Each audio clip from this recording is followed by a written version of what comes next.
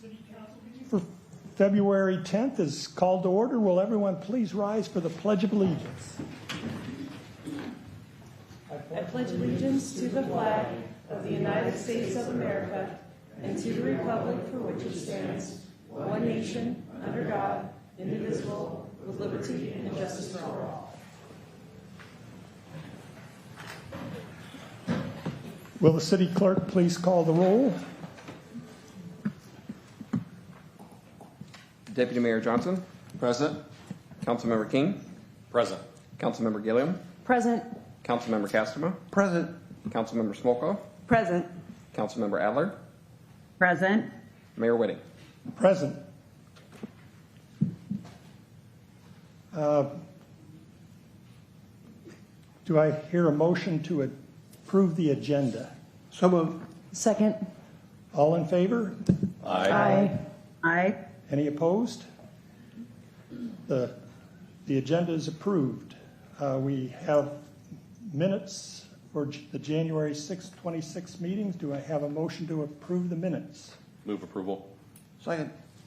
All in favor? Aye. Aye. Any opposed? The minutes are approved. We'll now go into our citizen comments. Public comments will be taken in person. Will the clerk please provide the instructions for public comment? This part of the meeting is for general citizen comments. Please reserve any public hearing testimony to that section of the agenda. The mayor will call on those who have provided their names in advance. Then the mayor will call for other citizens who wish to speak. For the record, please state your name and address or city council district in which you reside. Please direct your comments to the council as a whole, not individual council members. All comments are limited to 3 minutes. The clerk will provide verbal notice when only 30 seconds remain. As a reminder, this portion of the meeting is council's opportunity to hear from the community and not a time to engage in debate. Lastly, per state law, this public comment period cannot be used to speak in support of or in opposition to a ballot measure or individual candidacy, and no such comments will be allowed. Okay, I only have one slip in front of me tonight, so Andy, you're on. Thank you, Mr. Mayor. Members of the council, Andy Anderson, District 2. I have a report from the battlefield 250 years ago. Following the Battle of Bunker or Breed's Hill last June, the fledgling colonial army continued to organize itself and fortify their lines around Boston. Between September and November, the colonial forces led by Richard Montgomery and Benedict Arnold invaded Canada, captured Montreal, were unable to take Quebec, however, and were forced to withdraw to Fort Ticonderoga in upstate New York. The Colonial Navy and Marines, formed last fall, went on their first expedition this month, and Commodore Hopkins led a small squadron to the Bahamas, capturing British cannon and gunpowder in Nassau, marking the first amphibious landing by the U.S. Marines. To give you a sense of community involvement, Timothy Meeker of New Jersey, who was an ancestor of our Ezra Meeker, enlisted in the Army at the age of 70, fought in the same company with 9 sons, 2 sons-in-law, and 1 grandson. And I'll have more to report next month. Thank you. Thank you, Andy. Appreciate those snapshots of our history. It's wonderful to think back and realize what our forefathers went through to get this great nation started. We're now. Are there any other people that would like to make a citizen comment? Okay, there being no further indications, we will move on to the consent agenda. Are there any items on the consent agenda that a council member would like removed for discussion? Hearing none, is there a motion to approve the consent agenda? So moved. Second. All in favor? Aye. Aye. Any opposed? The consent agenda is approved. We're moving right along tonight. The next item on our agenda is item 4A, our ordinance, and our senior planner, Chris Beal, will be giving us a presentation.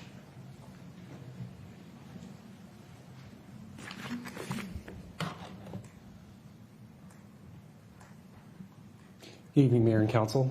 Just a second, we'll get the PowerPoint queued up.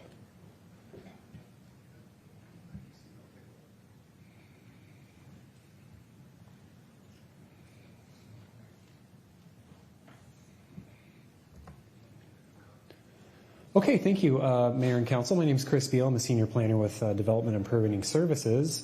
Tonight we're going to do a presentation on our Title 19 update. This is our plats and subdivision code amendments. This is part of our work program for this year. So the overall intent of the amendments here, Title 19 again is our plats and subdivision chapter, is to streamline and simplify our subdivision procedures to promote additional housing development. The amendments would establish consistency with a number of our existing city plans, including our comprehensive plan and housing action plan. It would align our local regulations with recent state-mandated legislation, including those related to our permitting process timeline requirements, commonly known as Senate Bill 5290. It would also reduce redundancies and improve clarity and readability of the code. The intent also would be to shorten processing timelines for the approval of new residential lots. And then, as with most of our code amendments, we make other targeted improvements and cleanups as needed. So again, Title 19, it's our subdivision code. It governs land subdivision and property boundary adjustments. The current iteration of the Title 19 was adopted wholesale in 1999, and it's been amended a number of times over the last 25 years, including in 2016 and 2013. The chapter generally contains about 6 different subchapters: boundary line revisions, lot combinations, binding site plans, so those are typically subdivisions for commercial properties, short plats, which under current regulations is 4 and fewer residential lots, major plats, which is 5 and more residential lots, and then we also have definitions and design standards. So some of the key proposed changes in the ordinance, the first one would be to increase the number of maximum lots permitted under a short subdivision approval from 4 to 9. Preliminary major plats would then also concurrently move to 10 or more. This change would basically align us with most of the jurisdictions in Pierce County. We do have a slide coming up here that gives a comparison of those. The allowance to go to 9 lots under a short subdivision was actually established in state law about 25 years ago in 2002, and most jurisdictions have moved towards the larger number. Under short plats, we also would establish what we call a 2-step short plat approval process. It would establish essentially a preliminary short plat review requiring a minimum level of improvements such as access, utility, street frontage before that short plat could be recorded. Currently, we don't require those improvements, but most Pierce County jurisdictions use a similar process. And again, we'll provide a better visual on an upcoming slide here. Administrative final plat approval. So this is for the larger major plats. This change was actually established in the mid-2010s in the RCW. It allows for the Public Works Director to accept the public infrastructure that's part of a final plat. So final plats currently come to City Council. They are at the end of a project, so it's after the public outreach, after the permitting, after the construction permitting, after the construction has occurred, and all of the infrastructure is put in. Council's essentially taking an action to accept that public infrastructure. The state law allowed that to move to Public Works as basically the primary approval mechanism. And so as a way of essentially trying to meet our 5290 timelines, we would propose, and the Planning Commission recommended approval of the administrative final plat process. And then binding site plans, we don't get very many of these. Again, they're mainly for commercial subdivisions. So again, we get maybe a handful of them every 10 years. It would move that approval process away from a public hearing where we don't usually have a lot of participation to an administrative approval as well. So this is the graphic that we put together during the Planning Commission review. This takes 10 of our jurisdictions that are near us. Most of them in Pierce County, including the county. It also includes Enumclaw out there on the edge of Pierce County. But out of those 10, most of them, 8 of them have moved to a larger number, Edgewood kind of in the middle at 6. The rest of them have moved up to the 9, and then there are 2, Enumclaw and Milton, that are at 4. You'll see that almost all except for Sumner and us have a preliminary and final short plat of approval process. So again, that's a process that requires those improvements be put in prior to the recording of the short plat document. And then you'll see in that right-hand column the approval mechanism for final major plat approval. Because it's a newer change in state law, it appears that most jurisdictions are moving towards a director or a hearing examiner in one case.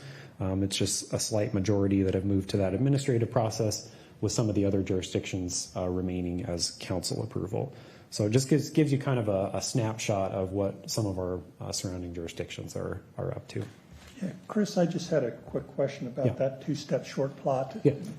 We're putting in the utilities access street frontage. Are those in the design phase, or are those actually physically putting in those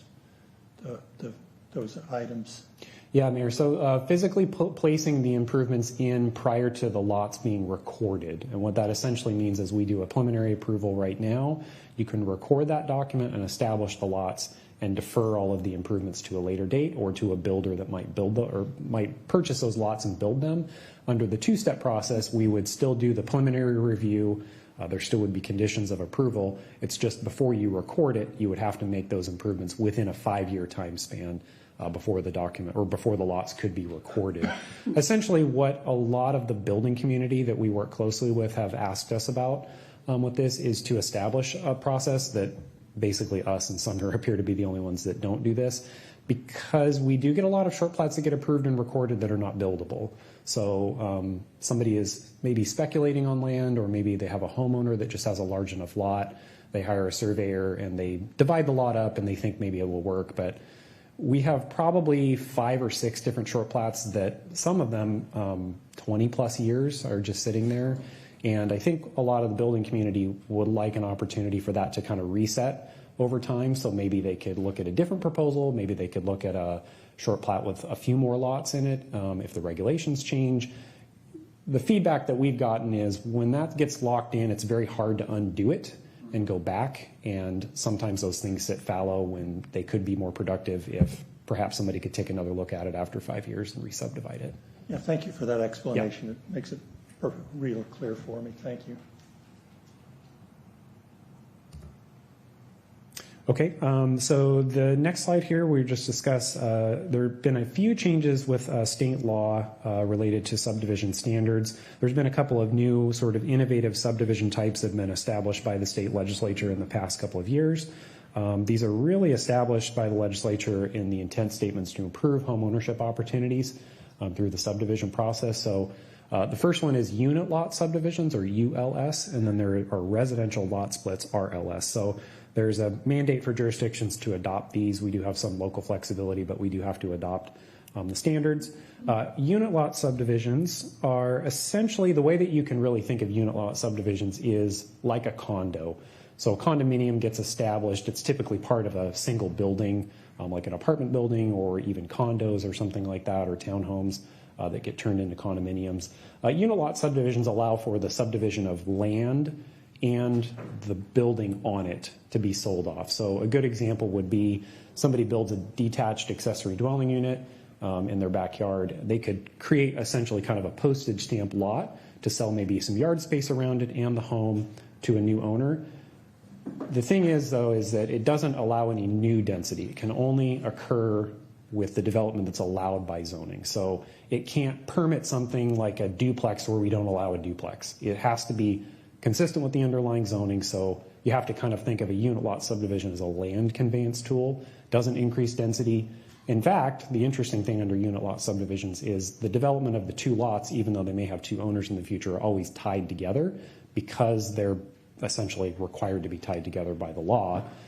So somebody can't buy the unit lot and then add another ADU if it's not already allowed with the two lots. So there'd be some tracking mechanisms that go along with that, but it's fairly innovative. We actually have had a few people actually already inquire about this, particularly for townhouse projects. We've had a few different developers ask when we're going to adopt our unit lot subdivision standards. So there is some interest there, and I think talking to some other planners in other jurisdictions, I think there's also been interest in that. Some other jurisdictions are ahead of us in this process. But that's kind of unit lot subdivisions. Residential lot splits are a little more simple. It essentially is a 2-lot subdivision, kind of like a short plat. The state law requires that we combine that process if an applicant requests it to come in with the building permits for the 2 homes and the 2 lots at the exact same time, which is fairly unique. We usually have a phased approach to doing the short plat, making the physical improvements like the utilities, and then processing the building permit. The legislature essentially put this in place to try to accelerate the opportunities where maybe we have a lot that just could be easily split in half and 2 homes could go on it, and the city should basically create a permit pathway to allow people to do that immediately. So we're establishing that process pretty much similar to what the state law allows. There's not a ton of flexibility because it's fairly straightforward. Any questions on that? Okay, and then on our other chapters, we have a design standards chapter. It essentially regulates the design of utilities, street frontage improvements, and that type of thing. There's a lot of redundancy within our design standards chapter. It pulls over regulations from our utilities chapter, from our street standards chapters. It pulls them into our subdivision chapter, which was definitely a way of writing the code. It just creates a lot of redundancy in the way that it's used. Most of our engineers use our utility chapters and they don't flip to the subdivision chapter. So we've retained those references to some of the design standards, but remove duplication, essentially. You would open the code and see a design standard in Title 19 and a design standard in Title 14, the utility chapter, and they're pretty much the same thing or they point back to each other. So it's kind of a low-hanging fruit opportunity for us to clean up the code, make it a little bit more readable, and eliminate some of those redundancies and improve usability. There's also procedural updates, so not all of this is in Title 19. There are a few other chapters that are involved. Some of the changes in Title 19 to our hearing process would require a companion amendment to the hearing examiner chapter, which is Title 2.54. And then for Senate Bill 5290, it revises our public noticing and comment procedures, essentially consistent with those processing timelines. So it puts it in our current code so we don't have to flip to the state law every time we need to know what our standards are.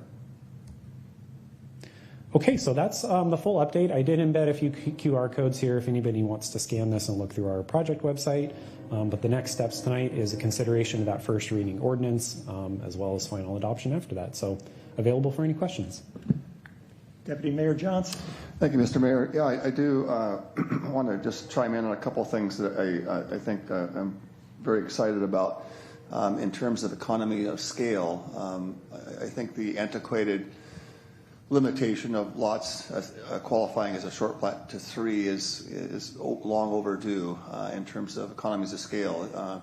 You may have a smaller lot that is, let's say, approved in the zoning to have up to 4 or 5 lots, but because the short plat's at 3, they either have to file 2 short plats or go through a full plat, which is just not cost effective for a developer. So they end up with maybe 3 larger lots rather than just to forego the process or go through the longer process. So it makes sense to move to 9 for economies of scale.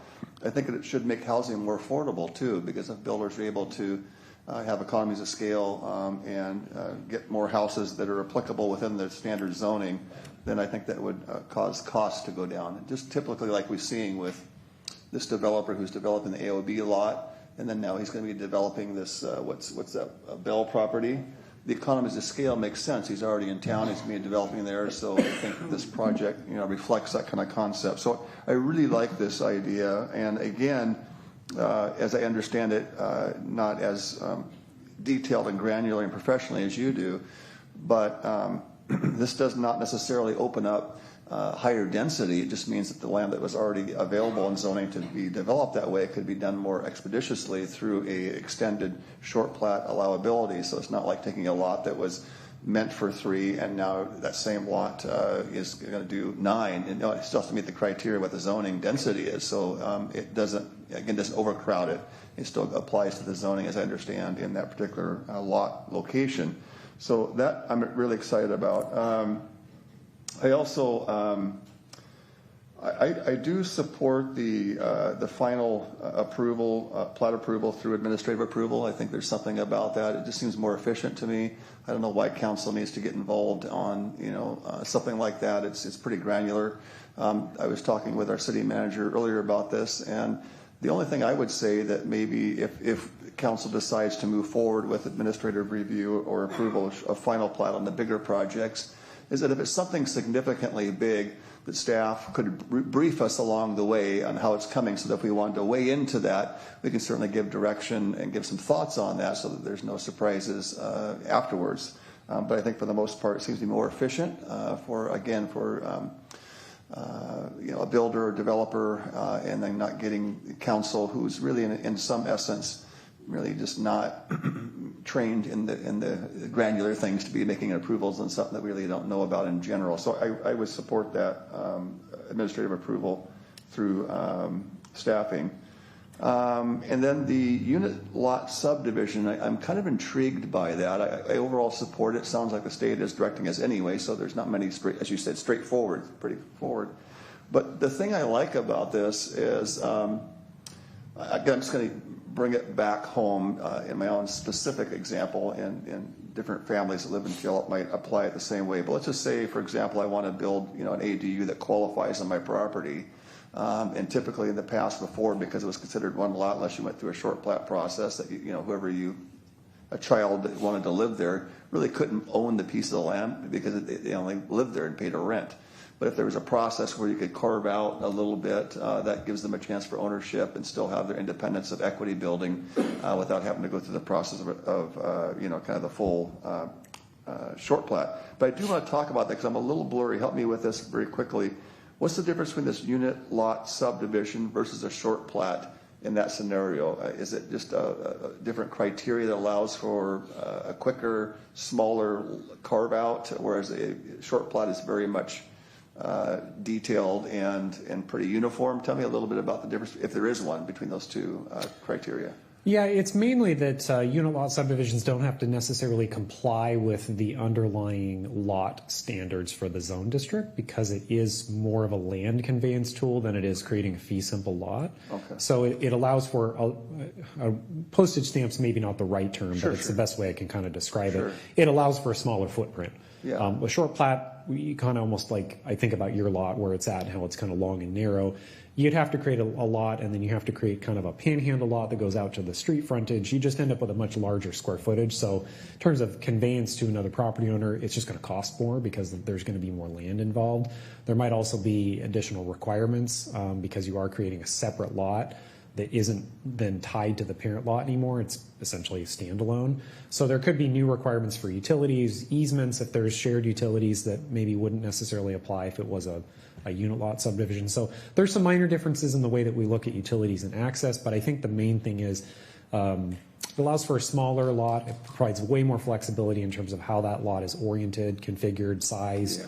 It provides a lot more flexibility. Yeah, I really like it in concept. I don't claim to understand all the details, but in overall concept, it seems like a really great tool for home affordability, especially if you're dealing with family or whatever. It seems like a great opportunity. So thank you for that. So overall, I'll be supporting this ordinance. In fact, I'd like to make a motion, if it's okay, Mr. Mayor, to approve the first reading of this ordinance as listed in 4A, as stated and presented by our senior planner, Chris Beal.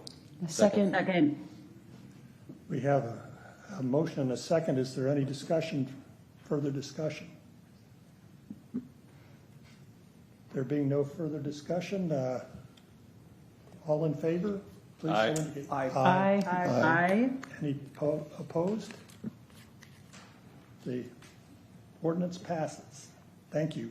Thank you. Appreciate that. And again, we've got two ordinances before us tonight, and it reflects the work that our planning folks have been doing, and that hard work is really appreciated as we move these things forward. So our next topic for tonight is our item 4B, public hearing and first reading of an ordinance providing amendments to the zoning map and Puyallup municipal codes. And Senior Planner Kendall Walls will give the presentation. Thank you. I'm Kendall Walls with Development and Permitting Services. And we have Code Amendments Package 2 before you from our DPS work plan for this year. And it's regarding the Phase 1 zoning map amendments and some associated code amendments.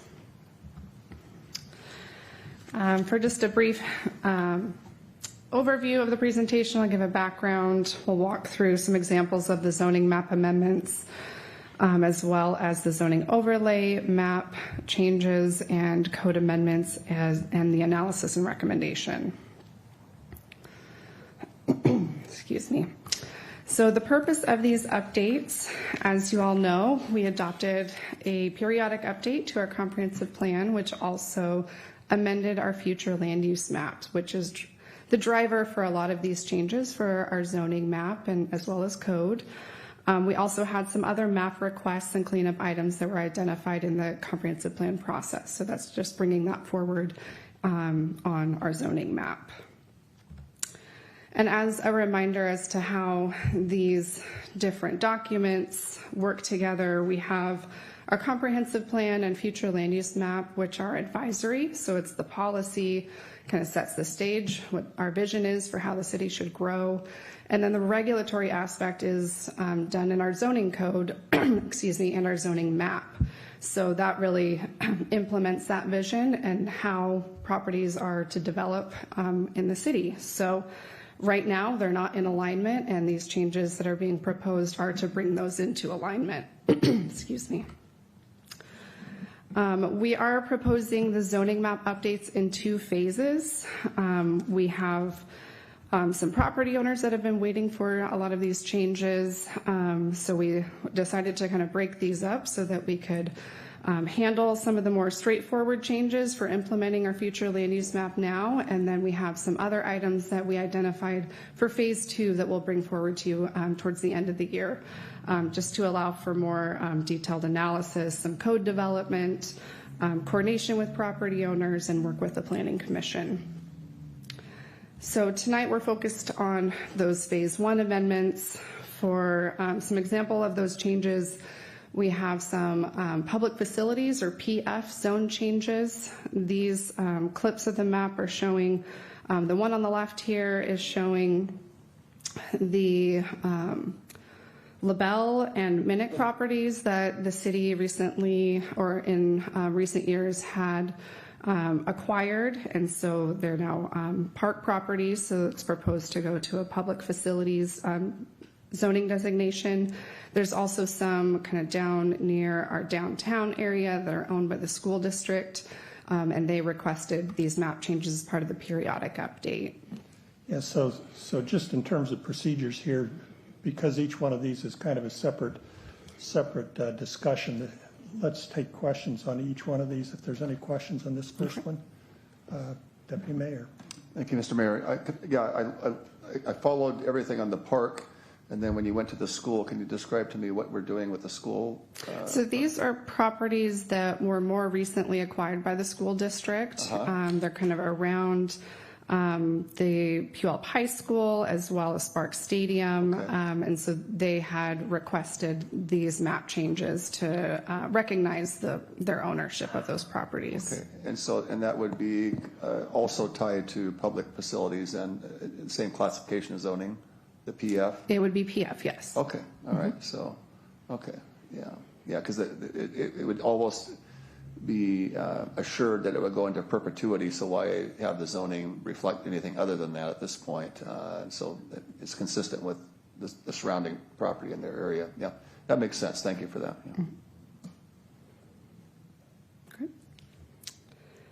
Yeah. This is another example for public facilities PF zone change. This is also a property owned by the school district up off of 39th, kind of near Costco.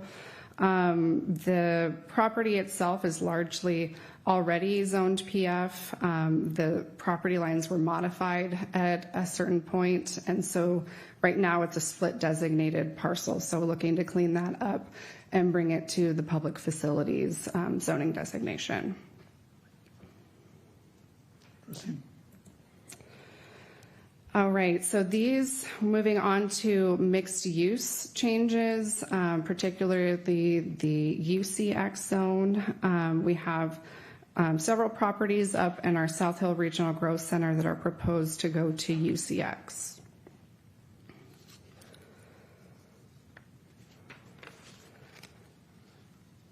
And similarly, we have the South Meridian Corridor. This was another change in the periodic update. So implementing those changes as part of this package of amendments. Any? Councilmember Gilliam. Thank you. Thank you, Mayor. So on this current slide, I see that there's a lot of residents in that area. And so when you say mixed use, what other than residential would there be in this area? It allows for commercial as well as residential. So it's a mix of both of those uses. Fascinating. Okay. Thanks. Okay. So then I have a few slides here on residential updates. We have several changes for moderate and high density residential zoning citywide that came out of, again, those changes on the future land use map. So that's what's being reflected here on this map here. We have RM10, which is a moderate density multifamily designation or zoning designation. There's also RM Core in our regional growth center. And I think we have an RM20 parcel here as well. We also have some modification that I'll show on a future slide around the Bradley Lake Park. But first, we have... So just a quick question. Are some of those changes owner initiated, or are those... These changes were not necessarily owner initiated. A lot of these changes were identified looking at existing development though. A lot of these areas have some higher density already that's non-conforming under, I believe a lot of it is single family residential zoned currently. And so it was bringing that into conformance. And then in some areas it's expanded slightly to help support the multifamily residential in that area. Great, thank you.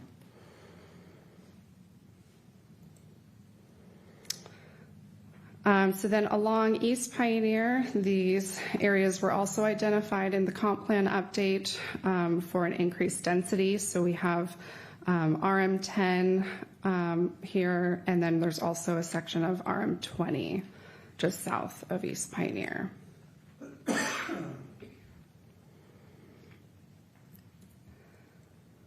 And then similarly, we have this corner of Fruitland and 31st Avenue Southwest that's proposed to go to RM10. And then there's a couple neighborhoods over here near Bradley Lake Park that have an RS4 zoning designation, which is a single family residential designation, and it's proposed to go to RS6. RS4 is essentially, with a lot of those changes for RM, multifamily changes, it's essentially being eliminated from the map. So it kind of goes into the consolidation work for residential zones that we'll be working on this year. But this is just kind of a cleanup item to bring this neighborhood to the RS6 zone.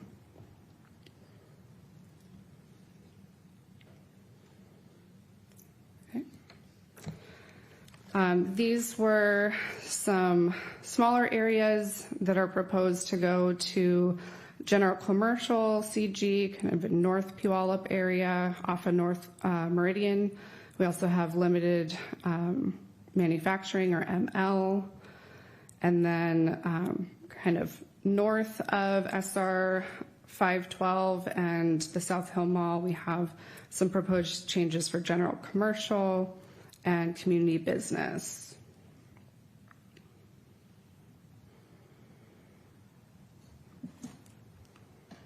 Deputy Mayor Johnson.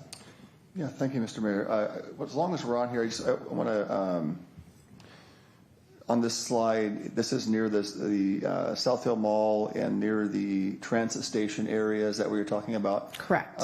There was some mention, I think, by this council that the Department of State of Washington was going to unload some property that they weren't going to use in that area.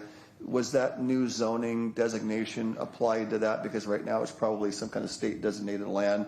Is there zoning on there that would provide some high density opportunity for development should they decide to sell that property? And if so, what is the zoning recommendations if it's included in this, or if it's not included in this? What could it be? Thank you. I meant to mention that when we were talking about our multifamily changes or residential changes. It's actually this parcel right here that's proposed to go to RM10. Okay, RM10. Mm-hmm. RM10. And what is allowable? Because this is a very important, I want to drill a little deeper here. This is kind of an obscure area that probably wouldn't have necessarily housing, although it could. Shouldn't this be eligible for some high-density commercial, such as maybe hotel or hospitality, since you're right by the freeway, rather than just housing? It would be a weird neighborhood there. When we analyzed it previously, its access is off of that street that comes off of 31st Avenue Northwest. So it's kind of back behind existing single-family residential. So there were, I think, some concerns for too much density at that location. There's also some utility challenges. So we did analyze some potential options, but the direction through the comp plan update was to go to a more moderate residential. The RM10 is in line with the underlying land use. If we were to go to a higher density residential or commercial type use, that would require a future land use map change as well. Okay, I'm satisfied with that analysis, but not convinced. Isn't there access though on that property from 9th Street or somewhere in there? Maybe I'm mistaken, or is it just strictly off these backside streets? I don't believe there's direct access. Okay. The outline of the parcel is what's shown in that black outline. Okay. So it's adjacent to the park and ride, Right. but I don't believe it has direct access. Okay. Yes, as you're getting on the freeway there, it would be just to the right as you're heading, let's just say whatever. Which is the on-ramp there, Right, for the freeway. Okay. Yeah, it's kind of a obscure, kind of weird place. Well, anyway, I'm glad it's making some changes here. I'd love to think on this some more, maybe offline, talk about some other options, because it's such a weird place for houses to be on really in the sense of the entrance of an on-ramp, of a freeway on-ramp. And it seems to me it would be great exposure. I just think of this particular hotel down here, right at the base of the Fairfield or whatever. It's right next to the freeway. It's visible, and it would be weird to have residences there. I know it's a different location in terms of setup, but it'd be fun to explore that. Anyway, just a thought. Thank you. I'm glad we are at least rezoning this for potential usage rather than raw land like it is now. Councilmember Adler. Thank you. Kendall, I was wondering if you could kindly remind me us community business designation. Can you define that? We don't have a lot of community business, so I might need some assistance, but it's a commercial designation. It's not, I would say, not as intense as your general commercial. It kind of tends to be more office, medical, and some other commercial components, but not your straight general commercial. Insurance, realtors.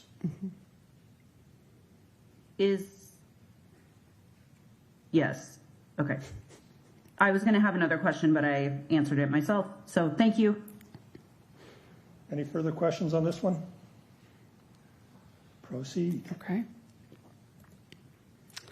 So now I'm going to talk about the zoning overlay changes. So we have a property off of East Main that has an existing agriculture overlay on it, but it was redeveloped into a manufacturing development, so it's proposed to be removed. It's no longer used for agriculture. So that's this property here on the map. We also have the Shaw East Pioneer overlay that's applied to these properties over here with the red hatching that we are proposing to remove from the map as well as the code. The Shaw Pioneer overlay was established in 2009 and applied to specific properties in this area. It was intended to supplement the base zoning at that time. So in looking at ways to streamline and simplify our code, this was an area that we saw as a potential option to do so. The area has largely been redeveloped for the properties that it applies to, or it's currently under construction, so may not have as much value, as well as we've had a lot of code updates since that time that have different design measures. So the base zoning can kind of help assist in that process. Also to note, this property here is an ML or limited manufacturing zone property, and it has a separate overlay for it, but it was invalidated in a 2019 court case, so it's no longer enforceable. So that was a cleanup item that was identified as part of this effort. I missed which parcel that was. It's this one right here. Okay. So that component of the overlay in itself would need to be eliminated to clean that up. So that is chapter 20.46 of our code. We also have an existing chapter 20.51, which is a design review overlay code chapter. It's currently not applied on our zoning map. It was established in 1987. It was applied to the downtown area at one time. However, it was later removed from our zoning map in 2006. But it remained in the code, but we don't apply it. So it's essentially a cleanup item that we identified to eliminate that chapter of the code. Councilmember Castema. Thank you, Mr. Mayor. So at the Shaw Road intersection of Pioneer, just so I understand this, in the it would be the northeast section.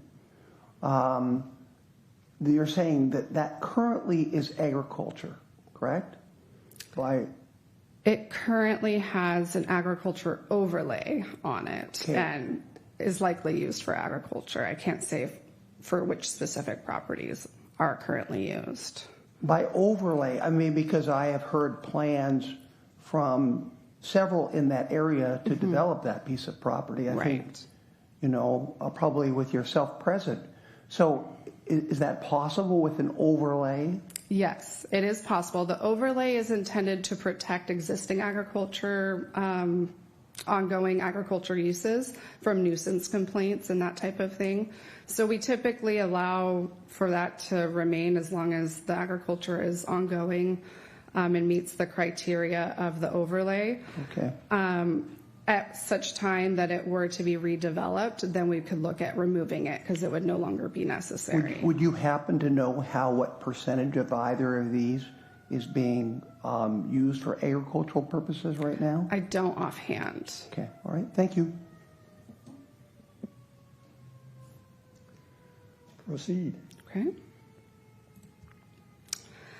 So now moving just to our analysis and recommendation, staff reviewed these amendments for consistency with the review criteria in chapter or section 20.90, which is our zoning map amendments, and then 20.91 is amendments to our zoning code, and we found consistency with that criteria, which is provided in the staff report. We also completed environmental analysis as part of this process, and we issued a notice of adoption of the EIS that was completed for our comprehensive plan update. For that type of determination, there's no public comment or appeal period associated with it, but we do provide notification to agencies and interested parties. And then Planning Commission held a public hearing on this package of amendments on January 14th, and recommended approval. And the council tonight is being requested to consider first reading of the Phase 1 zoning map changes, as well as the code text changes for chapters 20.46 and 20.51. Councilmember Castema. Thank you, Mr. Mayor. I move that we adopt first reading of an ordinance approving amendments to the zoning map in Puyallup Municipal Codes 20.46 and 20.51. Second. The ordinance having been moved and seconded, we will now call for a vote, unless there's no further discussion, as far as I can tell. So all of those in favor, please indicate by saying aye. Aye. Aye. Any opposed? The ordinance, first reading of the ordinance passes. Thank you. So we've moved right along, and we're already to our city manager's report. Yes, thank you, Mr. Mayor. Your next meeting is on February 24th. We'll have second readings of the ordinances from tonight. We'll also be bringing a presentation on the parklets. You know, with the weather today being as nice it is here in the valley, it's time to start thinking about spring. And so the parklet program will be coming before you for consideration of how you'd like it implemented this next year. And a couple of other items we're still working on for the next agenda. Thank you. Thank you. And I think I need to call on Councilmember King for our first report out. You're wearing some garb. Not to be confused with garbage, because the Seattle Seahawks are Super Bowl champions, and I'm sitting here. I don't know if I'm on camera or not, but I did wear a tie. It's underneath, so don't get twisted. I dressed up for tonight, but yeah, Super Bowl champions, and for the second time, and 12 years later, we finally decimated our 1 yard line goof. So glad to see them pull through single-handedly. And also, I'd like to recognize someone else pretty special to our city, and recognize an Olympic athlete that is competing in the Winter Olympics. She spent a preferable amount of time in our city. Her family lived here for quite some time. Her name is Corinne Stoddard.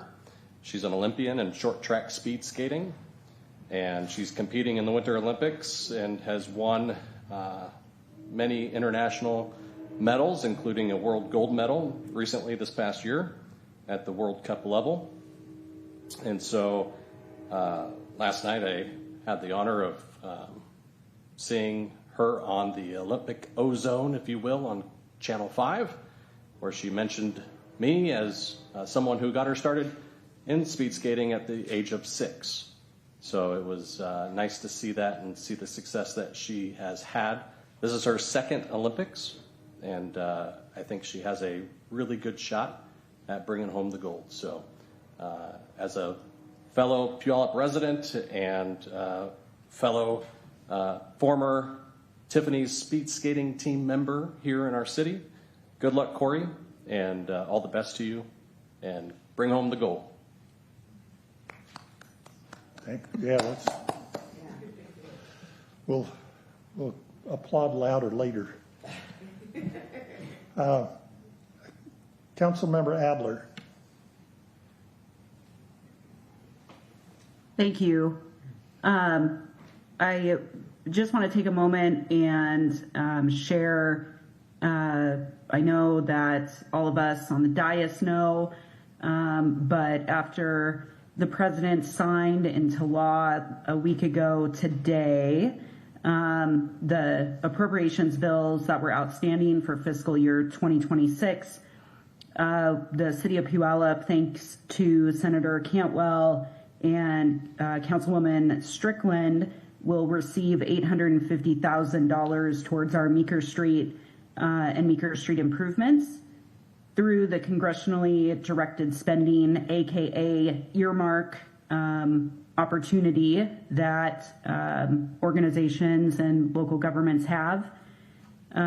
It is a really cool testament to the way that this council came together and around one project for which we city staff submitted, which clearly was a terrific application and a very competitive process.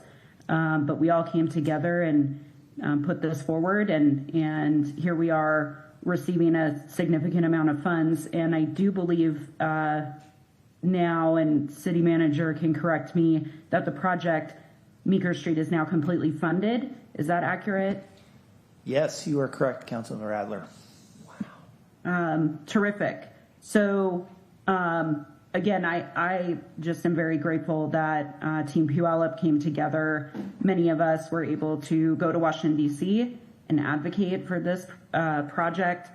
And I'm excited to see it come to life. And I look forward to working with you all my colleagues on the dais, as well as the incredible city staff, to begin working on fiscal year 2027, which Congress is a little bit behind on. So we're going to jump right into it. And it is my hope that we will be able to continue advocating and seeing federal dollars get invested right here in our city. Thank you.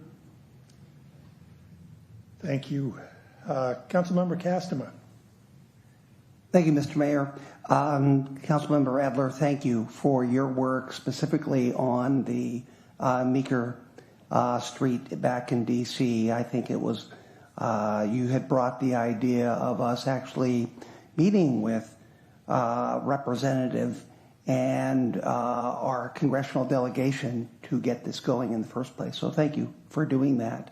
And I think that Councilmember King kind of shortchanges himself. The news article last night on King 5 was very clear. They identified you as the inspiration that got this young girl skating in the very first place and had a picture of him as her coach. And it was just really very inspirational story. So it's wonderful. But along with her, we have had other Olympians from Puyallup. And just recently we had, many of you probably know Megan Kwan swimming. And that was in 2000 and 2008. She won the gold, 2 golds, and she's also won a silver.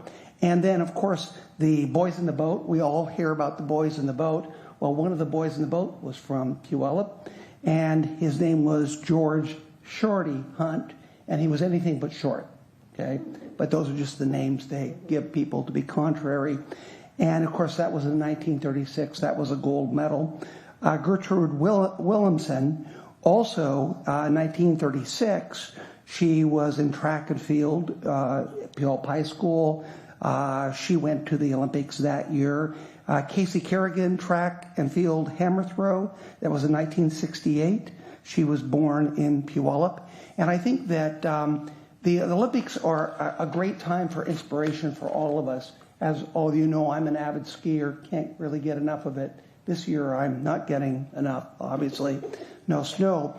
But Lindsey Vonn, I'm a big fan of Lindsey Vonn, age of 41. She came back with a titanium knee, with a torn ACL. She has 4 World Cups under her belt, 3-time Olympic medalist. And she went ahead and she had an accident right out of the gate. I think 14 seconds into her run, broke a tibia. But I have to tell you, her quote is very inspirational to me. And she says, "You all have the courage to dare greatly." It's a great quote. And as someone who is personally trying to bicycle around the world, and I have biked a lot of it, and I have a lot more to go, I find quotes like that extremely inspirational. So thank all of you on the dais for making things happen. And anyway, thanks for that. Thanks, Mr. Mayor, for allowing me to make those comments. Councilmember Smolko. Thank you, Mayor. I would like to remind everybody that today is the deadline to get your ballots in for the Puyallup School Levy. So you have until 8 o'clock today. So if you haven't dropped those off, please do so into a ballot box directly. And thank you to those of you who have voted. And also in line with Councilmember I'm so sorry. King, thank you. In my own brain, thank you. I would like to just pray and hope for safety tomorrow at the parade. It's going to be an amazing event, but giant crowd events like that nowadays make me nervous. So as celebratory as it is, I just want everybody to be safe and wise and get there and get home safely, but have a blast. That's it. Thank you. Councilmember Gilliam. Thank you, Mayor. I wanted to give the city a quick update. We had a city council retreat where we got great reports from the city, and word on the street is we're going to do a 250 celebration, and I believe the Chamber of Commerce is going to spearhead that for us. Also, our city staff are going to be proactive versus reactive in or traffic calming throughout our city.